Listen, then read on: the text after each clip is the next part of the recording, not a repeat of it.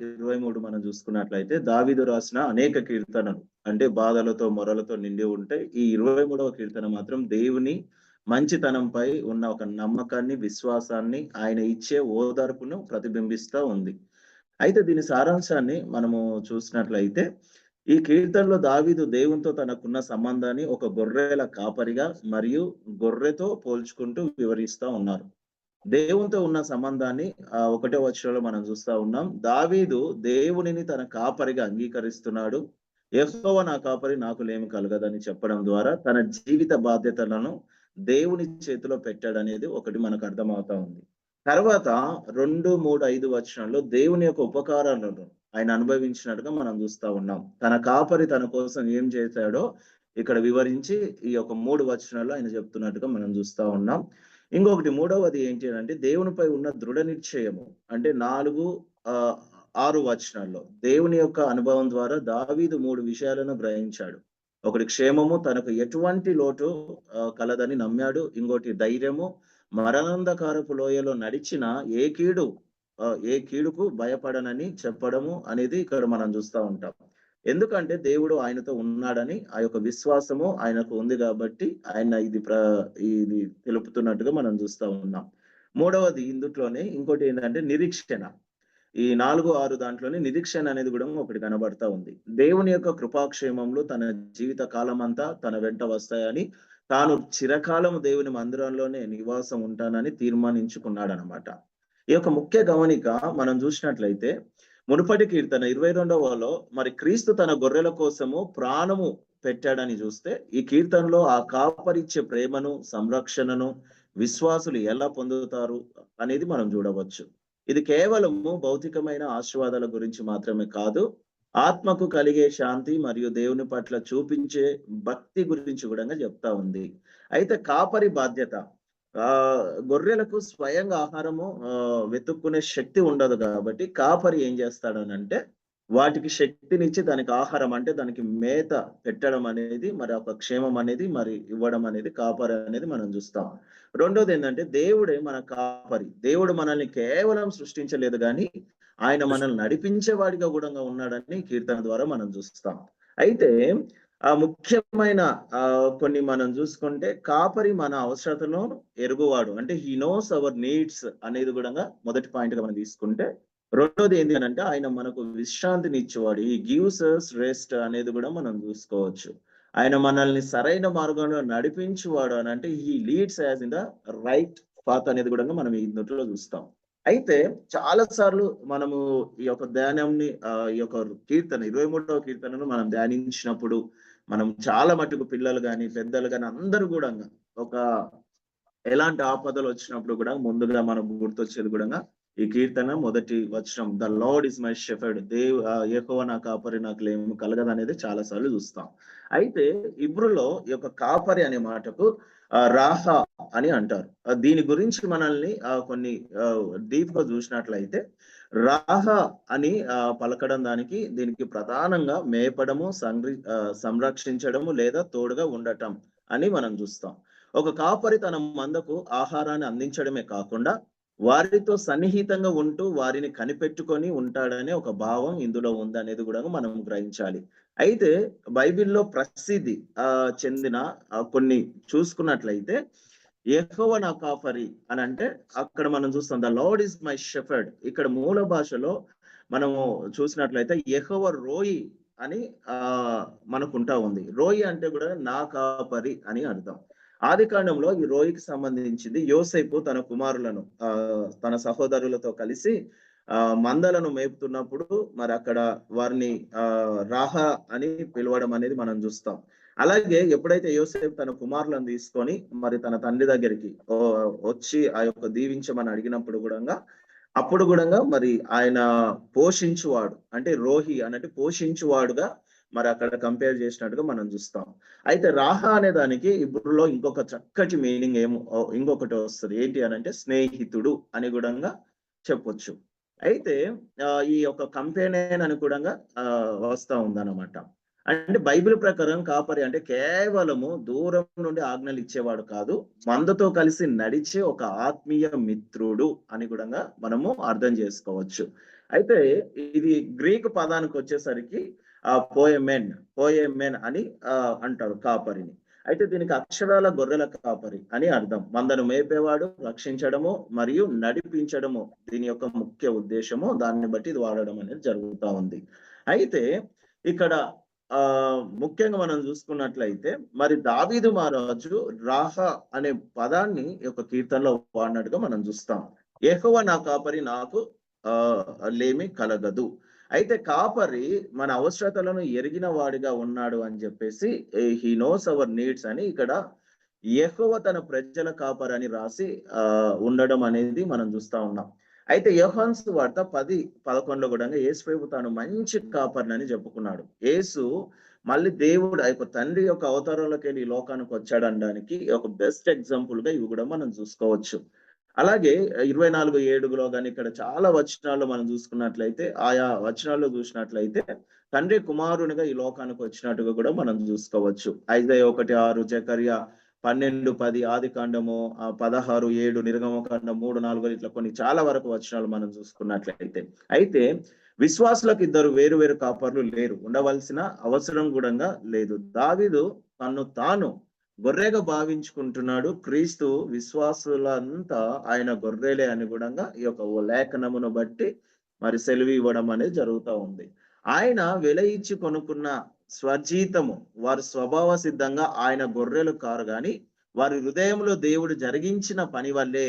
ఎఫెసీలకు రాసిన పత్రికలో 2:3-10 వచనాల్లో మనం చూసుకుంటాం. ఏమని అని అంటే, గొర్రెలు కారు గాని వారి హృదయంలో దేవుడు జరిగించిన పని వల్లే వారు క్రీస్తు స్వరాన్ని విని ఆయనలో నమ్మకం ఉంచి ఆయనను అనుసరిస్తూ ఉంటారు అనేది మనం చూస్తా ఉన్నాం. అలాగే యోహాను సువార్తలో కూడా 10:25-27లో కూడా మరి ప్రభు అంటాడు, ఎవరైతే నా స్వరమును వింటారో వారు నా యొక్క మందలో ఉంటారు అనేది అక్కడ మనము చూస్తా ఉంటాం అన్నమాట. అయితే ఇక్కడ మనం గమనించింది ఏంది అని అంటే, లేమి కలగదు అంటే కొదువ, మన కాపరి మనకు కొదువ లేకుండా అన్ని ఇస్తాడన్నది మనము సందేశించ రాదన్నమాట. ఎందుకు అని అంటే, మనం కోరుకున్నవన్నీ ఆయన ఇవ్వకపోవచ్చు కానీ ఆయనను అనుసరించి ఆయనలో నమ్మకం ఉంచితే మనకు అవసరమైన వాటన్నిటిని ఇస్తాడనేది మనం నమ్మొచ్చు. ఒకసారి మనం చూసుకుందాం 37వ కీర్తన 25వ వచనంలో మనం చూస్తాం, నేను చిన్నవాడనై ఉంటిని, ఇప్పుడు ముసలివాడనై ఉన్నాను, అయినను నీతిమంతులు విడవబడుట గాని వారి సంతానము మెత్తుట గాని నేను చూచి ఉండలేదు అని ఇక్కడ దావీదు తన కీర్తన యందు చెప్తా ఉన్నాడు. నీతివంతుల యొక్క సంతానము అనంట విడవబడము గాని భిక్షమెత్తడం గాని ఆయన కన్నులతో చూడలేదంట. ఆయన చిన్న వయసు మొదలుకొని ఆయన ముసలివాడైనప్పటికి కూడా. అలాగే మనం చూస్తాం మత్తయి సువార్త 6:25-33లో కూడా ప్రభువారు చేసే బోధనలో కూడా మనం చూస్తూ ఉంటాం. అలాగే ఫిలిప్పీలకు రాసిన పత్రిక 4:19లో కూడా, కాగా దేవుడు తన ఐశ్వర్యము చొప్పున క్రీస్తు యేసునందు మహిమలో మీ ప్రతి అవసరమును తీర్చును. అయితే ఇక్కడ దేవుడు మరి కాపరిగా ఉన్న దేవుడు మన అవసరతలన్నీ ఎరిగి ఉన్నవాడు కాబట్టి, ఆయన మన అవసరతలన్నిటిని తీర్చేవాడిగా ఉన్నాడు కాబట్టి మరి దావీదు మహారాజు కూడా అందుకే ఆయన అంటున్నాడు, నాకు లేమి కలగదు. ఎందుకు అనంటే పౌలు చెప్పే విధంగా గాని యేసుక్రీస్తు ప్రభు వారు బోధించిన విధానం గాని మళ్ళా ఆ యొక్క దావీదు మహారాజు చెప్పిన విధానమే గాని ఏ రీతిలో కూడా ఆయనను అనుసరించే వాళ్ళు, ఆయనను ఆధారం చేసుకొని జీవించి ఆయనను కొలిచే వారి విషయంలో ఎలాంటి కొదవ ఉండదు. ఎందుకనంటే వాళ్ళకి అవసరం ఉన్నవన్నీ ప్రభు వాళ్ళకి ఏదైతే అవసరం ఉన్నాయో వాటన్నిటిని దేవుడు ఇస్తాడు అని ఇక్కడ మనం చూడొచ్చు. ఇక్కడ ఒకటి మనం గమనించవచ్చు. అయితే మనం కింద చూసుకున్నట్లయితే, పచ్చిక గల చోట్లను ఆయన నన్ను పరుండ చేయుచున్నాడు, శాంతికరమైన జలముల యొద్ద నన్ను నడిపించుచున్నాడు. ఆయన మనకు విశ్రాంతిని ఇచ్చేవాడు. హీ గివ్స్ అస్ రెస్ట్ అంటే ఆయన మనకు విశ్రాంతిని ఇచ్చేవాడిగా మనం చూస్తా ఉన్నాం.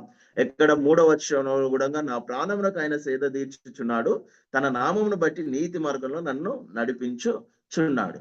మంచి కాపరి తన గొర్రెలకు విశ్రాంతిని ఇస్తాడు. మత్తయి సువార్త 11 మనం చూస్తాం 11:28-30 వచనాలు ఆయన అంటాడు కదా, ప్రయాసపడి భారం మోసుకొనుచున్న సమస్త జనులారా నా యొద్దకు రండి, నేను మీకు విశ్రాంతిని కలగజేస్తాను.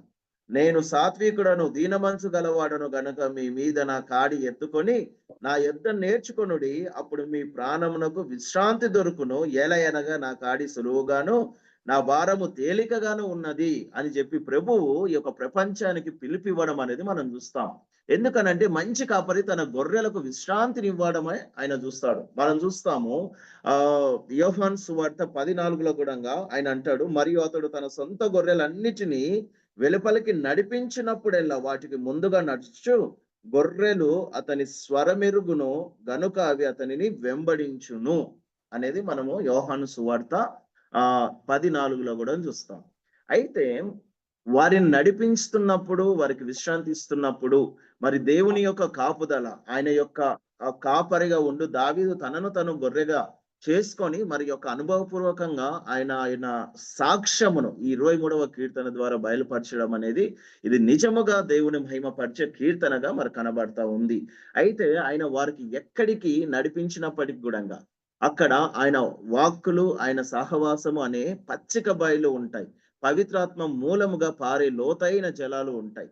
ఎందుకు అనంటే జలము అనగా పరిశుద్ధాత్మకు నిదర్శనము, పచ్చిక బయలు అనగా దేవుని యొక్క సావాసానికి, ఆయన యొక్క వాక్కుకు నిదర్శనంగా మనం బైబిల్ గ్రంథంలో చాలా మట్టుకు చూస్తా ఉన్నాం. మరి నడిపించే దేవుడు, పోషించే దేవుడుగా ఆయన మన దగ్గరకు ఉంటా ఉన్నాడు. ప్రతి అవసరతలు తీర్చేవాడిగా ఉన్నాడు. కాబట్టి ప్రతి విశ్వాసికి కూడా కాపరి, వాస్తవం చెప్పాలి అనంటే కాపరి క్రీస్తయే ఉండాలా. మనం మూడవది చూసుకుంటా ఉన్నాం, ఆయన మనల్ని సరైన మార్గంలో నడిపించును, ఈ leaders in the right path అనేది చూస్తా ఉన్నాం.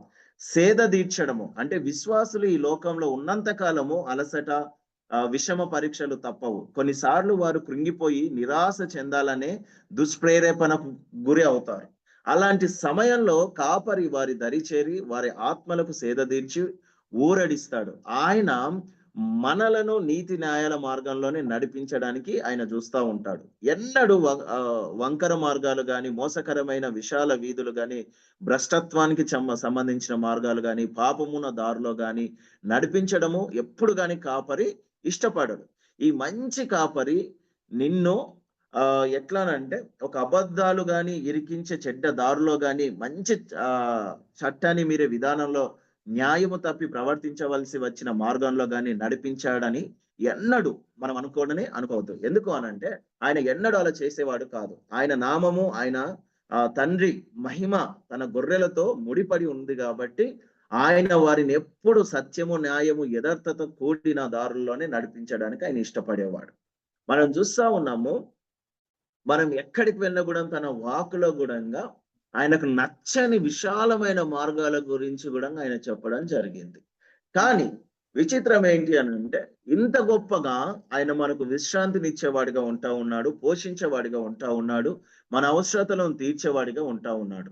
అయితే విచిత్రం ఏంటి అని అంటే నేటి తరములో దేవుని కాపరిగా చేసుకొని దేవుని పైన ఆధారపడి, ఇప్పుడు దావీదు మహారాజు తన జీవితం అంతా మనం చూస్తా ఉన్నాం, చిన్న వయసును మొదలుకొని, పుట్టుక మొదలుకొని ముసలివాడయ్యేంత వరకు కూడా దేవుని యొక్క అణువణువున దేవుని యొక్క ప్రేమను, దేవుని యొక్క కరుణను, దేవుని యొక్క దీవెనను అనుభవించిన వ్యక్తిగా ఒక పేద కుటుంబంలో ఒక కాపరిగా ఉంటూ తన తండ్రి గొర్రెలను పోషిస్తూ రాజుగా ఎదిగి దేవునికి ఇష్టానుసారంగా మారి హృదయానుసారుడిగా ఉన్న దావీదు తన అనుభవంతో రాస్తున్న యొక్క కీర్తనలో మనం చూసినట్లయితే మనం ఏమాత్రమును దేవుని మన కాపరిగా ఉంచుకున్నాం, ఏమాత్రము దేవుని పైన ఆధారపడి ఉన్నాం. విచిత్రం ఏంది అనంటే గొర్రెలకు తనను తను పోషించుకొని తనకు తాను ఏది పోయి గడ్డి తినే అంత శక్తి ఉండదు. ఎందుకు అనంటే కాపరి ఏది చెప్పిననే అదే వేదము. ఎందుకంటే కాపరి ఎల్లప్పుడూ కూడా తను కలిగి ఉన్న మంద యొక్క క్షేమంను కోరుకునేవాడిగానే ఉంటాడు. పోషణ విషయంలో గాని, ఇప్పుడు ఎండగొట్టిన, వానబడ్డ, చలి పెట్టిన యొక్క మందనంతటిని ఎండగొట్టినప్పుడు ఒక చెట్టు కిందకి చేరుస్తాడు. వర్షం ఉన్నప్పుడు, అడవిలో ఉన్నప్పుడు ఒక గృహం లాంటి ప్లేస్ లోకి చేరుస్తాడు.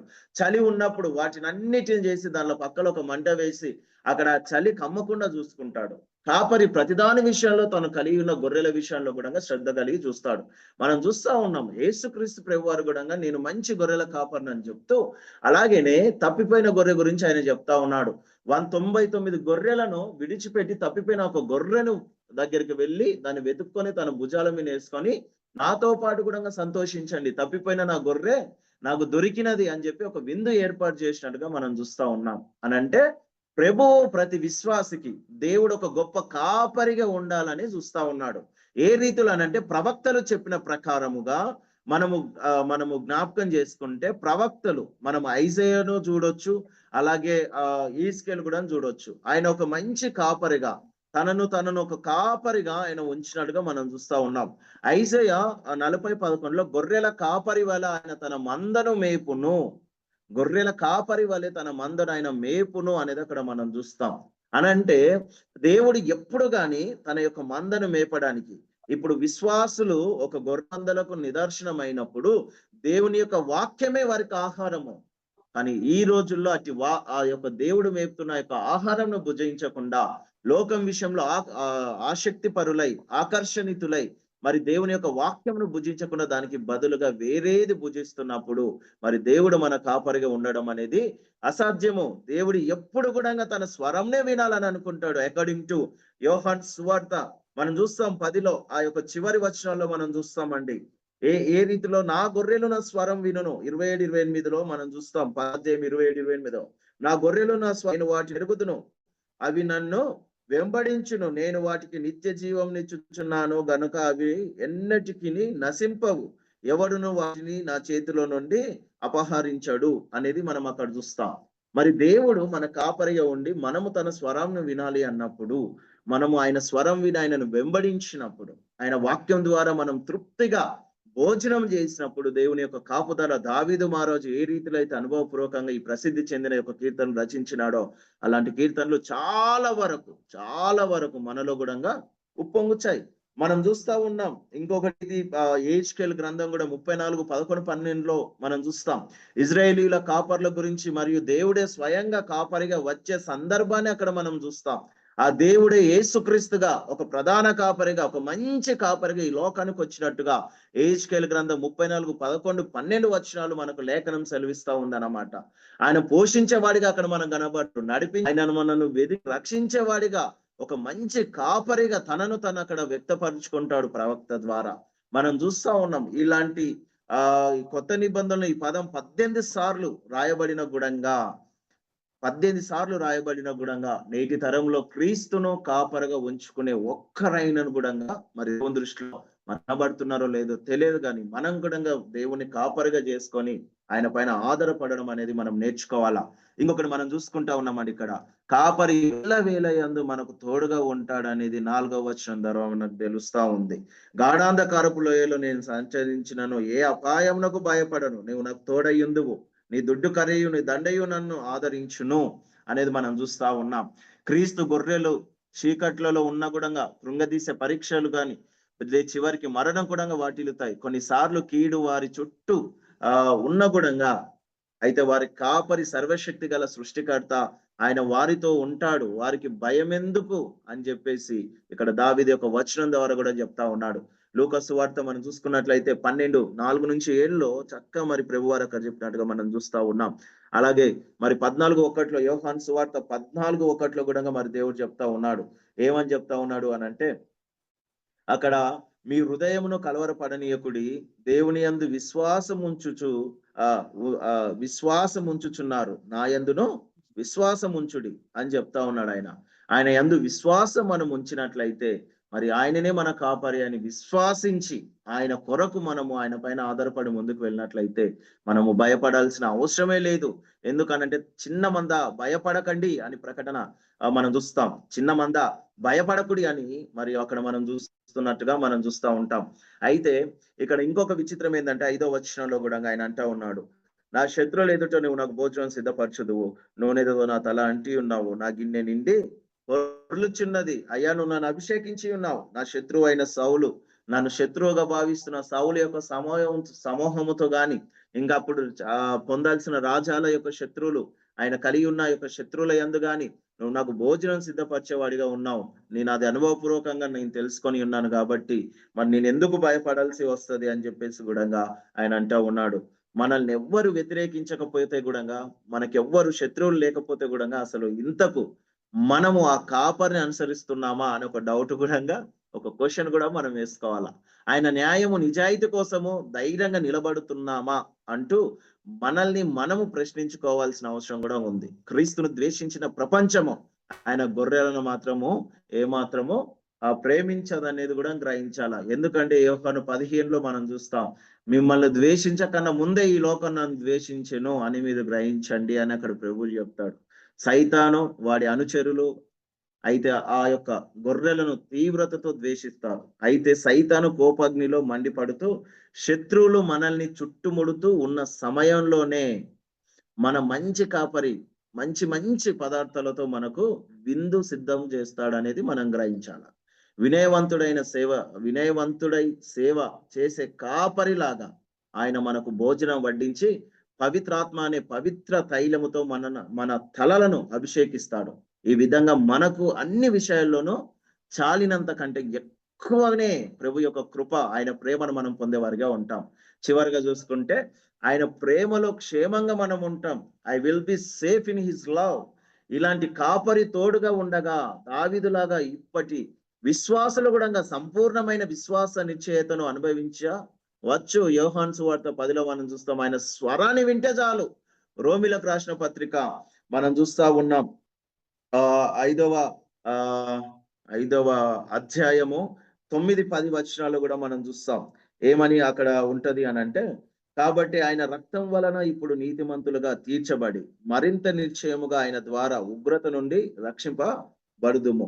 ఏలయనగా శత్రులమై ఉండగా ఆయన కుమారుణ్ణి మరణము ద్వారా మనము దేవునితో సమాధాన పరచబడిన వారమై ఆయన జీవించుట చేత మరి నిశ్చయముగా రక్షింపబడుదుము అనేది మనం అక్కడ చూస్తా ఉన్నాం. మన కాపరి మనకు ముందు నడుస్తాడు.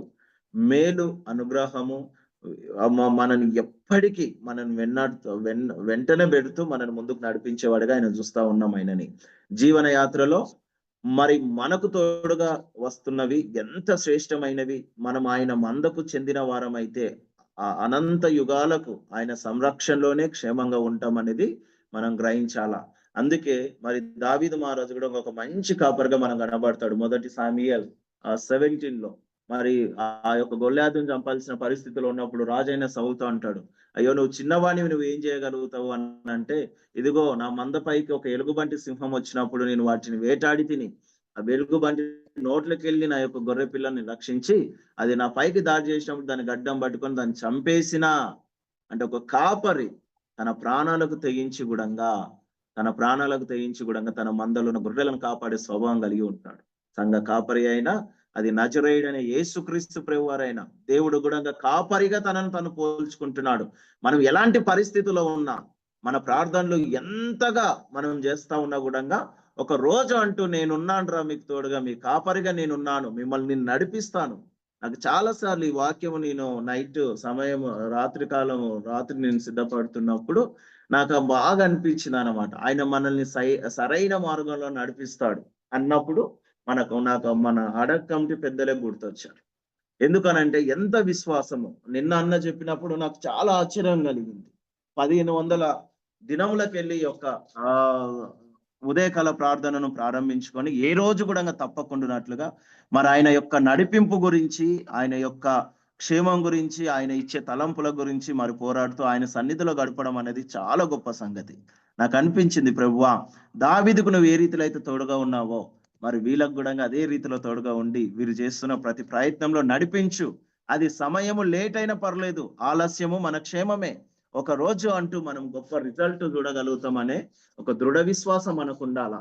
ఈ సమయంలో మనం కలిగి ఉండాల్సింది ఏంది అనంటే, కాన్ఫరెన్స్ విషయంలో ఇప్పుడు యెహోవా నా కాపరి నాకు లేమి కలగదని ప్రభు ఆ యొక్క దావీదు మహారాజు చెప్పినప్పుడు ఆయనకు శత్రువులు ఉన్నారు, ఆయనకు విరోధులు ఉన్నారు, గాఢాంధకారపు లోయలో ఆయన ఉంటా ఉన్నాడు. కానీ భయపడకుండానట్లుగా దేవుణ్ణి కాపరిగా చేసుకొని, అయ్యా నువ్వు నా కాపరివి, నేను నీ మందలో ఉన్న గొర్రెని, నా నాశనం నువ్వు కోరవు కాబట్టి నీ కాపుదల నా పైన ఉంది కాబట్టి నేను ఎందుకు భయపడాలా, నేను చేస్తున్న ప్రతి ప్రయత్నం అందు నేను ఎందుకు భయపడాలా, నువ్వు నన్ను పోషించేవాడవు, నడిపించేవాడవు, మరి ప్రతి పరిస్థితిలోకి వెళ్ళి నన్ను బయటికి తీసుకొచ్చేవాడవు అని చెప్పి మరి దావీదు మహారాజు యొక్క మాట సెలవివ్వడం అనేది చాలా గొప్పది. అందుకే ఈ యొక్క 23వ కీర్తన కూడా చాలా ప్రసిద్ధమైనది. కాబట్టి దీన్ని ధ్యానించడం అనేది ప్రతి విశ్వాసకి అవసరము. దేవుణ్ణే కాపరిగా మార్చుకొని ఆయనకు మహిమకరంగా జీవించడం అనేది చాలా ప్రాముఖ్యమైనది. ఆయననే మన కాపరిగా ఉంటే మనం ఆయన స్వరం వింటాం. ఆయన స్వరాన్ని విన్నాము అని అంటే క్రీస్తు నిమిత్తము మనం కట్టబడతాం. కట్టబడిన వారమై ఆయన రాజ్యానికి వారసులుగా ఉంటూ ఆయనకు మహిమకరంగా జీవిస్తాం. దేవుడి యొక్క మాటలను దీవించి ఆశీర్వదించును గాక.